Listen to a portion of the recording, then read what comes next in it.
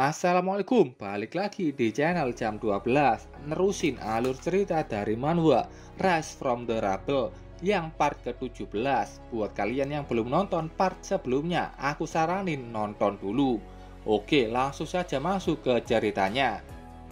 Zofan sudah berada di kota Zhongling dan mau membuat senjata barunya ke Zhu Naiyan. Tapi Naiyan menolaknya karena dia meremehkan Zofan. Alasannya sama seperti sebelumnya, dia percaya diri untuk membuat senjata rank A, tapi proses pembuatannya perlu orang yang mengalahkan monster itu. Kalau proses itu gagal, core itu hanya akan menjadi material sampah. Dia menyarankan ke Zofan untuk ke blacksmith lain. Zofan bilang, sejak aku memintamu membuat senjata itu, apa kau tidak kepikiran kalau akulah yang membunuh monster rank A itu? Naiyan bilang kalau itu tidak mungkin. Zofan terus mengatakan, jika memang ada monster rank A yang dibunuh tetua satu keluarga, apakah kau pikir mereka akan membiarkan material monster itu dibawa keluar? Naiyan setuju dengan pendapat itu, tapi dia masih tidak percaya dengan Zofan karena dia masih muda. Zofan menjelaskan dia tidak membunuhnya seorang diri, ada pihak lain yang membantunya, tapi dialah yang paling berkontribusi dalam membunuhnya. Dia percaya diri bisa menekan kekuatan core monster. Naiyan mulai memikirkan kemungkinan itu. Dia masih terus saja tidak percaya karena faktor umur Zofan yang masih muda. Bahkan dia tidak pernah mendengar nama keluarga Zofan. Dia bahkan saat ini membayangkan kalau bagaimana jika menikah dengan Zofan pasti akan nyaman. Dan akhirnya Naiyan setuju menerima permintaan Zofan untuk membuatkannya senjata. Keduanya pun menuju ke ruang kerja milik Naiyan. Di situ banyak sekali armor dan perlengkapan penempa. Di situ juga ada meja menempa. Tapi meja menempa normal tidak akan bisa menempa senjata rank A. Jadi Naiyan akan menggunakan ini. Anvil besar diperlihatkan Naiyan. Itu adalah tempat yang bisa membuat senjata rank A. Zofan terkesima karena dia pun merasakan panas dari senjata hebat yang sudah dibuat di anvil. Naiyan bilang itu adalah anvil milik ayahnya dulu sebelum meninggal. Ayahnya dulu memberikannya anvil itu ke Naiyan sebagai hadiah karena kemampuan menempa Naiyan yang hebat. Ayahnya menyesal tidak bisa menyaksikan anaknya untuk menjadi Grandmaster penempa. Ayahnya dulu penempa luar biasa dari keluarga Zhu dan Grandmaster termuda dalam bidang penempa. Awalnya Naiyan tidak menyangka akan bisa membuat senjata rank A di anvil ini, tapi Zofan datang memintanya dan dia mempercayakan senjatanya ke Naiyan. Naiyan percaya diri dan akan melakukan itu. Zofan memintanya untuk menggabungkan pedang ini dengan core barunya. Melihat senjata itu, Naiyan sudah tahu kalau itu kerusakan yang parah dan juga inti monster di dalamnya sudah habis. Dia bertanya apakah Zofan menggunakan pedang ini untuk membunuh monster rank A. Zofan menjawab iya, dan pedang ini yang menemaninya sampai menjadi warlord. Dia ingin menggabungkannya dengan senjata baru dan sekali lagi bisa bertaruh bersama dengannya melawan monster yang lebih kuat. Naiyan setuju dan akan menggunakan bentuk pedang ini untuk cetakan pedang barunya. Api anvil sudah menyala. Naiyan mulai menempa senjata rank A. Dia tidak menyangka ini begitu sulit untuk menempanya. Tangannya terus tergelincir saat ingin menempanya. Melihat Naiyan yang berkeringat banyak, Zofan menyarankan untuk istirahat sebentar. Tapi Naiyan menolaknya karena proses saat ini sudah di titik vital dari formasi inti pedangnya. Naiyan kembali menfokuskan dirinya, berdoa ke ayahnya untuk bisa membantu menambah kekuatan. Dan beberapa saat setelahnya, senjata rank A sudah selesai. Senjata itu dengan warna biru dan silver. Tangan Naiyan bergetar setelah menyelesaikan pedang itu. Zofan menghampirinya. Dia menempatkan inti monster rank A ke senjata. Dan sedikit gelombang setelahnya, Zovan menyuruh Nayan untuk mundur, biarkan dia yang menekan energi inti monster ini. Setelah itu muncul tekanan kuat dari bayangan Black Hydra. Melihat kekuatan itu, Nayan bingung bagaimana cara Zovan untuk menekannya. Zovan menggunakan seluruh kekuatannya untuk menekan kekuatan dari Black Hydra. Nayan hanya terkejut melihat kekuatan aura Zovan yang tidak sesuai dengan umurnya. Zovan sudah merasakan kekuatan aura dari monster rank A. Ini lebih sulit dari sebelumnya. Tapi kalau masalah menekan aura tidak ada masalah. Zovan sudah hampir berhasil menekannya. Nayan senang melihat Zovan yang berhasil dan menerka-nerka di mana tingkat Zovan saat ini. Saat Zovan hampir saja selesai menekan kekuatan dari monster rank A, tiba-tiba saja ada aura lain dari monster yang keluar dari pedang barunya. Itu adalah aura dari monster Kalajengking armor sayap biru, dan kedua aura monster rank A itu menyatu, dan ini bentuknya kalau bergabung. Kata Nayan, itu dua monster yang bergabung dengan sukses karena bahan pembuatannya memakai material dari Kalajengking armor biru, sedangkan inti monsternya milik Black Hydra. Aura monster rank A yang kuat dirasakan semua warrior di luar. Mereka bahkan sudah bersiap untuk bertarung kalau adanya monster yang menyerang. Tapi saat itu ada satu orang berjas rapi yang menenangkan mereka. Katanya ini bukan serangan monster. Ini memang benar dari rank A monster, tapi mungkin karena adanya Grandmaster penempa yang sedang membuat senjata rank A. Warrior yang ada di sana penasaran siapa penempa yang berhasil membuat senjata rank A. Mereka pun mulai menuju ke arah aura itu berasal. Zhu Xin dan Zhong Chen juga merasakan aura kekuatan itu, jadi mereka juga menuju ke sana. Balik lagi ke Zovan, dua monster rank A yang bergabung mulai menekan Zovan. Kata Nayan, jika monster rank A ini menyimpan dendam besar ke orang yang membunuhnya, maka energi yang keluar akan di luar kontrol saat proses penempaan. Ini kejadian yang langka. Jelas saja mereka sangat dendam terhadap Zovan karena mereka dibunuh dan dikalahkan Zovan dengan rencananya yang hebat. Nayan bertanya bagaimana cara Zovan akan mengatasinya. Setiap monster punya kebanggaan sendiri, tapi kedua monster ini rela menggabungkan kekuatannya untuk melawan Zovan. Mendengar itu Zovan bilang, "Oh, karena itu kukira akan terjadi yang menakutkan. Kalau hanya itu, aku akan sukses dalam menekan mereka." Zovan dengan segala kemampuannya kembali menekan kedua monster rank A itu. Setelahnya, Zovan hampir gagal dalam menekan energi. Kalau ini dilanjutkan akan semakin berbahaya dan dia tidak mau material berharganya terbuang sia-sia. Tapi konsekuensinya trending center bisa hancur.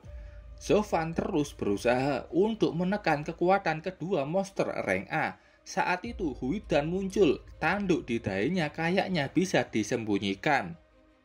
Huidan mulai menggunakan kekuatannya, tanduk kecil dan dua kakinya bercahaya. Dan Huidan berhasil membuat tekanan aura dari kedua monster itu menghilang. Dan energi itu berhasil ditekan. Nayan memujinya yang sudah berhasil menekan kekuatan itu dan yakin kalau Zovan akan menjadi wargod expert termuda di Cina. Zovan sebenarnya masih terkejut dengan kekuatan yang digunakan sama Huidan. Tapi bagaimanapun itu, mereka sudah berhasil membuat senjata rank A Starfall Defense Sword. Di luar ruangan ada satu pria tua yang menjadi chief manager di trending center Zonglin. Dia bisa tahu kalau energi liar itu sudah hilang. Apakah senjata rank A itu sukses dibuat? Dia mengetuk ruangan di mana senjata itu dibuat dan ingin bertanya mengenai hal itu. Sementara di dalam ruangan, Zovan tidak menyangka akan punya senjata rank A. Kekuatan pedang ini sudah melebihi Windblade sebelumnya. Nayan bilang tentu saja, kalau sudah di rank A, bahkan materialnya akan ikut berubah. Belum lagi dengan 2 bayangan monster barusan, kekuatannya akan lebih kuat dari senjata rank A biasa. Nayan bertanya ke Zovan, apa nama pedang mistik itu?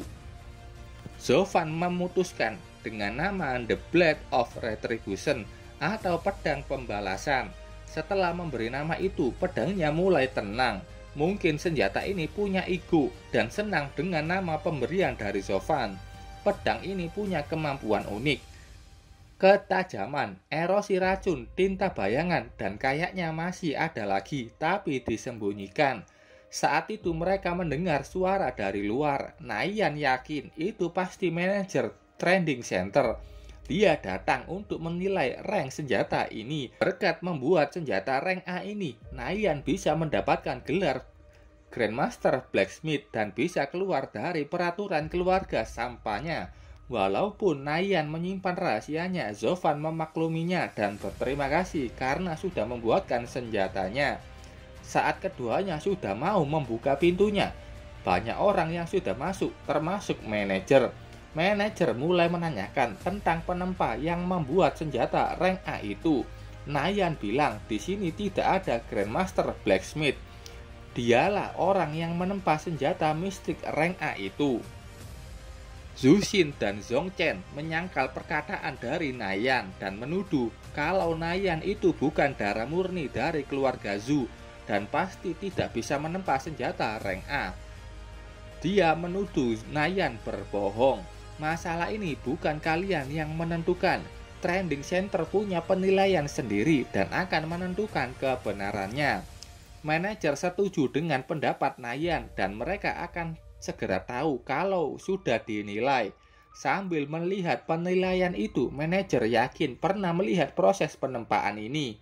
Dan dia teringat dengan cara menempa ayah Zhu Nayan yang seorang penempa jenius. Penilaian sudah selesai. Mereka memutuskan kalau itu adalah senjata mistik rank A dan Nayan adalah orang yang menempanya. Manajer memberinya selamat dan mulai sekarang dia akan dipanggil Grandmaster Zhu Nayan. Dan dia penempa Grandmaster termuda. Melihat kedua orang yang menyebalkan itu, Nayan bilang, pergi dan bilang ke ayah untuk berhenti menggangguku. Kalau kau masih menggangguku dan ibuku, aku akan keluar dari keluarga Zhu.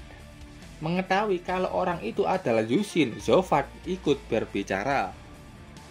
Dengan sedikit sarkas, dia berterima kasih ke Zhu Xin yang menolak permintaannya. Karena berkat itu dia bisa mendapatkan senjata rank A. Penjaganya ketakutan dan mengatakan sebenarnya ke Zhu Xin. Dia sudah sangat emosi dan langsung menampar penjaganya. Gara-gara Zovan rencananya semua berantakan. Kata Zhong Chen, kalau begitu marah pergi saja dan ganggu orang yang membuatmu marah. Zhu Xin bilang dia tidak bisa mengganggu Nayan karena sudah diakui menjadi Grandmaster Blacksmith. Bukan Nayan, tapi Zovan. Zhong Chen berencana menyerangnya dan mengambil senjata rank A itu untuk dijual. Zhu Xin setuju dengan rencananya. Sementara itu, Nayan mengantar Zovan pergi keluar dari pasar. Zovan bilang dia akan tinggal sementara di Zonglin, jadi bakal ketemu lagi. Setelah itu, Zovan mulai berjalan menuju ke kota. Karena sudah malam, dia akan pergi ke kota dulu sebelum menuju ke Elite Training Camp. Dalam perjalanan, dia juga memikirkan Han Tan yang juga pergi ke Zonglin dan apakah dia sudah di tingkat Warlord. Saat itu dia merasakan adanya seseorang di belakang. Saat menoleh ke belakang, dia dihadapkan dengan banyak anak panah. Dengan cepat, Zovan langsung menghindari semua anak panah itu. Dia baru saja sampai di Zonglin dan sudah ada orang yang ingin membunuhnya. Zovan menggunakan deteksi dan mengetahui adanya banyak orang yang mengepung. Mereka di tingkat Advanced Starfall Warrior dan jumlahnya mungkin 10 orang. Zovan tidak peduli siapa mereka, karena ini kesempatan bagus untuknya menguji kekuatan senjata rank A. Tanpa disangka, Zovan sudah di belakang musuhnya. Dengan cepat, Zovan menebas 3 orang di sana. Tebasan berikutnya pun tidak bisa disadari musuh-musuhnya. Zovan memuji pedangnya yang bukan hanya semakin tajam, Pedangnya juga dengan cepat menghabisi musuhnya. Ini ulah Yushin dan Zhong Chen. Mereka memprovokasi Zofan yang sembunyi-sembunyi di dalam hutan. Dan kalau berani keluarlah. Setelah Zofan sudah menampakkan wajahnya, Yushin senang dan tidak akan membiarkan Zofan lolos. Kukira siapa yang menyerangku, ternyata kau dan VIP-mu. Zofan bilang kedua keluarga besar mengerahkan warrior yang banyak hanya untuk membunuh orang tidak bersalah. Yushin bilang kalau Zofan merusak semua rencananya dan Zhong Chen menyarankan meninggalkan senjata rank A itu dan akan membiarkan tubuh Zofan tetap utuh. Aku mengira keluarga dari Wargot menjadi contoh warrior untuk menjadi kuat. Ternyata itu hanya kumpulan sampah yang menggunakan prestasi dan kekuatan keluarga untuk merebut milik orang lain. Kedua sampah ini menyuruh semua warrior di sana bersiap membunuh Zofan. Semua warrior membawa crossbow dan ada satu yang paling besar. Semua anak panah sudah mengarah ke Zofan. Itu bukan panah biasa tapi panah api. Keduanya sudah merasa senang dan menang dengan hal itu.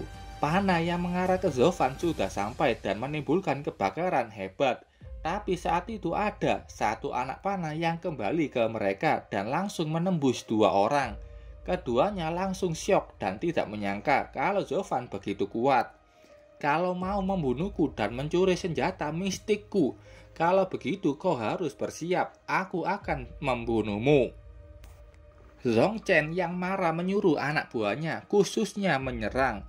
Tapi mereka sempat menolak karena tugas mereka ini untuk melindungi Zhong Chen saat dalam bahaya. Zhong Chen bilang, "Apa kau melihatku aman sekarang? Barusan aku hampir mati karena bocah itu. Apa kalian hanya diam saja?" Mendengar itu, mereka pun langsung menuju ke Zofan dan bersiap membunuhnya. Mereka membawa perlengkapan cambuk rantai. Zofan langsung menghindari kedua serangan itu. Kedua rantai itu terus mengikutinya dan kembali menyerang Zofan. Namanya Chains Gun Rampage. Ada satu orang yang juga siap menyerang Zofan. Rantainya sudah menuju ke belakang kepala Zofan. Zofan sendiri sudah tahu akan kehadiran orang ketiga itu dan dia tidak percaya. Mereka percaya diri bisa membuatnya terluka hanya dengan mengepungnya dan menyerang sekaligus. Orang itu langsung berhenti setelah merasakan tekanan Zofan yang langsung dia yakini Zofan seorang intermediate warlord. Orang ini langsung menyuruh anak buahnya segera mundur dan meminta Zhong Chen juga untuk segera kabur. Melihat musuhnya yang mau kabur, Zofan dengan cepat ke depannya.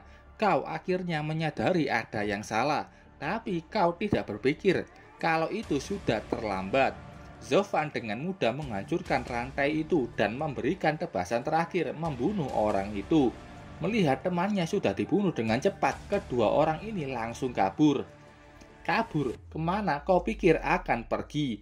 Zofan sudah lebih cepat dan menebas keduanya. Sedangkan dua bocah ini, taunya Zofan sudah dibunuh karena adanya teriakan kesakitan. Bahkan ini bocah sudah yakin jika dapat senjata mistik rank A milik Zofan, dia bisa menjadi kandidat penerus keluarga Zhong dan Nayan bakalan mau menikah dengannya. Saat itu dari api yang membakar hutan muncul rantai kunai yang dengan cepat meluncur dan menusuk satu warrior di situ. Aku minta maaf. Itu pertama kalinya aku menggunakan rantai sebagai senjata dan aimku tidak akurat. Aku berjanji selanjutnya, Yushin dan Zhong Chen, rantai itu akan menembus tubuh kalian. Zhong Chen sangat marah. Dia bertanya di mana pengawalnya tadi. Tidak mungkin Zofan bisa mengalahkan mereka. Trik kotor. Kau masih bersikap baik setelah menyerangku dengan banyak orang dan menggunakan trik kotor untuk membunuhku. Kalau begitu aku akan membuatmu merasakan serangan secara langsung. Zofan sudah semakin mahir menggunakan chain guns. Dia mengakhiri semua warrior yang ada di sana. Saat bocah sampah ini mau kabur, Zofan dengan cepat membuat serangan tepat di kaki mereka. Zofan mengejek mereka. sudah bawa banyak orang malah kalah sama satu orang. Kedua orang ini bersujud dan memohon ampunan ke Zovan. Tapi tanpa ampun Zovan langsung membunuh Junshin. Kau pikir akan dapat maafku? Zhong Chen ketakutan dan kembali memohon meminta maaf. Dia akan memberikan apapun untuk hidupnya. Kau hanya perlu menjawab pertanyaanku. Apa penjaga berarmor itu milikmu? Apakah keluarga Zhong diam-diam membesarkan mereka? Zhong Chen sudah mengatakan kalau itu memang benar, tapi setelah itu rantai sudah di lehernya. Aku tidak pernah bilang akan mengampunimu. Setelah membantai kedua sampah dari dua keluarga besar, Zovan segera pergi meninggalkan TKP. Zovan yakin kalau keluarga Zhong adalah salah satu mastermind yang menjebak ayahnya, dan dia harus menemukan petunjuk dari mereka. BTW, kenapa Zovan bertanya tentang pengawal berarmor itu? Karena armor mereka ini sama kayak orang berarmor yang membantu keluarga Li saat kejadian di kota Jining. Tapi Zovan saat ini belum cukup kuat untuk berperang melawan keluarga Wargot, apalagi dia sendirian. Jadi tujuan Zovan sekarang akan menuju ke kota Zonglin dan ke asosiasi tentara bayaran, tempat di mana latihan elit berada dan meningkatkan kekuatannya. Oke, sampai sini dulu ceritanya. Terima kasih buat kalian yang sudah menonton videonya sampai selesai. Salam jam 12. Bye bye.